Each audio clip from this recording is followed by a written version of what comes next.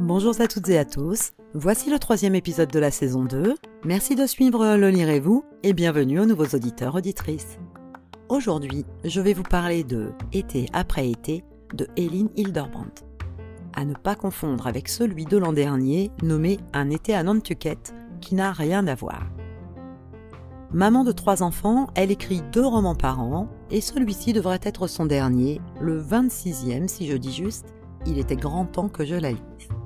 Je n'ai pas envie de vous faire le pitch en entier, juste le début, parce que vous en avez peut-être envie, mais moi, j'ai fait comme d'habitude. J'ai été séduite par la couverture en sépia, un homme assis et une femme allongée par terre, la tête sur ses genoux, souriant tous les deux. Je n'ai même pas lu la 4e de couverture. J'ai d'ailleurs vite oublié cette photo au final et je me suis fait ma propre image de ces deux-là. Donc, printemps 2020, quand Mallory Blessing meurt, c'est à son fils, Link, de s'occuper de ses dernières volontés.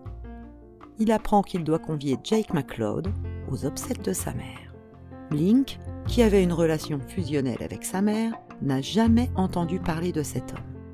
Il ne comprend pas pourquoi sa présence lui tenait tant à cœur.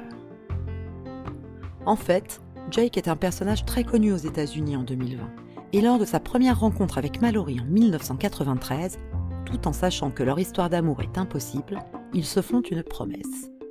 Quoi qu'il arrive, et peu importe leur vie de famille respective, chaque été, le temps d'un week-end, ils se retrouveront en secret à Nantucket. Ensuite, on passe à l'été 1993, puis chaque chapitre sera l'été suivant, jusqu'en 2020 donc, et on va vivre leurs aventures de l'année, le tout classé en 4 parties, la vingtaine, la trentaine, la quarantaine et la cinquantaine. Avec, en introduction de chaque chapitre, de quoi parle-t-on, et Elin Hilderbrand énumère les événements marquants de l'année, politiques, musicaux, sociaux.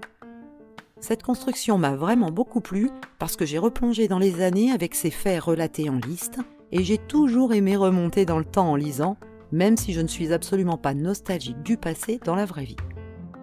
Ce roman est juste merveilleux, un coup de cœur énorme, une écriture simple, mais qui m'a touchée jusqu'au fond des tripes. J'ai même terminé le roman en larmes, même si on connaît la fin dès les premières phrases, et peut-être justement parce qu'on connaît la fin, mais on a juste envie que tout se finisse bien. C'est ce qu'on appelle un roman d'évasion, et c'est pile poil ce qu'il nous faut pour les vacances.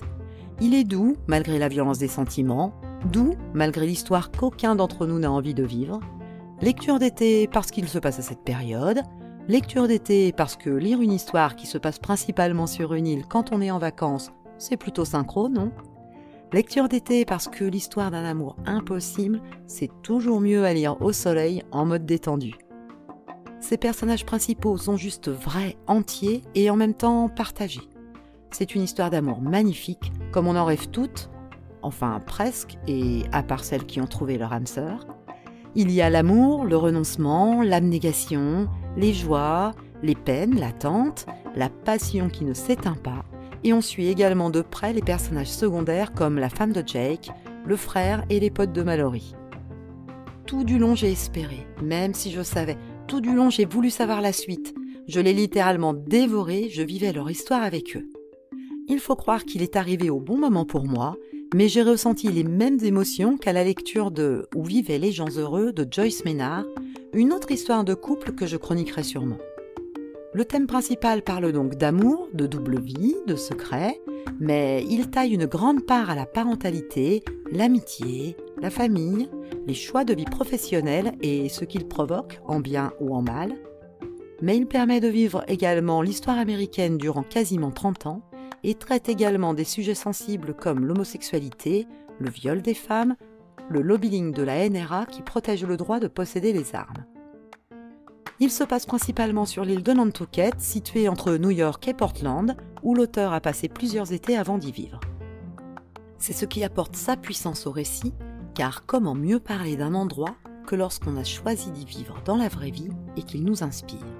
Ça amène une touche de sérénité, de calme, de vie hors du temps, et en tout cas, personnellement, je remarque que je suis à fond dans mes lectures lorsque l'auteur y vit ou y a vécu, et qu'il a pris conscience totale de l'environnement qui l'entoure. Les mots sont ainsi vrais et résonnent en moi. Et Lille est un personnage à part entière d'ailleurs. Alors, il va plaire à qui ce roman ? À ceux qui aiment les mélos, même si c'en est un uniquement en surface, à ceux qui ont envie de vivre une histoire d'amour incroyable, frustrante mais tellement belle, à ceux qui aiment les États-Unis car il est riche en anecdotes et faits réels, à ceux qui ont envie de plonger dans une bonne lecture cet été en vacances, qui ont envie de s'évader entre nostalgie et destin. 500 pages, oui, mais 500 pages qui se dévorent et font oublier le reste du monde. Été après été de Elin Hilderbrand, en grand format aux éditions Les Escales, paru en juin 2022, en e-book bien sûr, et j'espère bientôt en livre audio. Si vous entendez ce message, c'est que vous avez écouté jusqu'au bout, et pour ça, merci du fond du cœur, j'espère qu'il vous a plu. Si c'est le cas, je vous invite à laisser un avis sur la plateforme où vous l'écoutez, et à partager l'épisode autour de vous. N'hésitez pas également à me dire quel livre ou quel style vous aimeriez que l'on aborde dans les prochains épisodes. Pour ça, postez-le moi en commentaire ou bien sur les réseaux sociaux. Et à la semaine prochaine!